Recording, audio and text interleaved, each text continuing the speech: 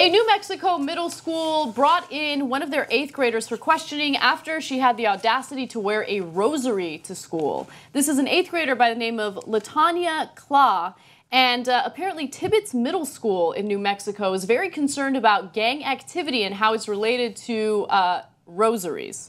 The Farmington Municipal Schools spokesperson said that they consulted a priest and found a prevalence of gang members using rosaries as symbols, which prompted administrators to ask students to stop visibly wearing them. Okay, well, this is amazing. This might unite liberals and Fox News for the first time. Right. You know, but you never know. It depends on who's wearing them. If Latanya turns out to be black, like, well, I don't know. Was she in a gang? Was she wearing a hoodie? Is she a thug?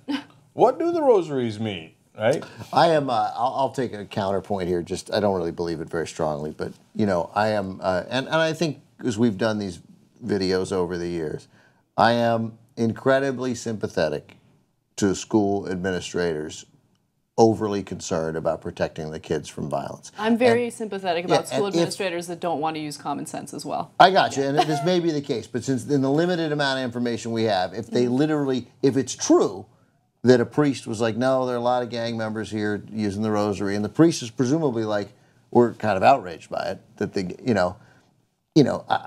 doesn't, Latanya, based on what her mother says here, like, she's not in a gang. And it may well be ganging up on a certain type of kid, but I am in general for uniforms and keeping people wearing stuff. Like if you're in an area of the country where that's an issue or it's dangerous, I tend to sympathize and give a lot of discretion to the school administrators to make sure things are safe. All right, well, I hear you, Ben. I mean, but there's some things that if the gangs adopted them, we just got to let it go. If the gangs all of a sudden are wearing yarmulkes, we got to be like, you know what? Go ahead. Okay, you get a free pass on that one. Can you imagine? The Crips are like, oh yeah, here we go. The blue ones, blue yarmulkes. Totally, okay, yeah. Those are the ones. Yeah, and like you'd see some badass, the blood or Crip, and then but his yarmulke would have been taken from like Sheldon Isaacson's bar mitzvah, and it would say that on the back the way they do, on the top of the yarmulke. Yeah. Sheldon Isaacson, August 12th, 1995. What a good boy. Now a man.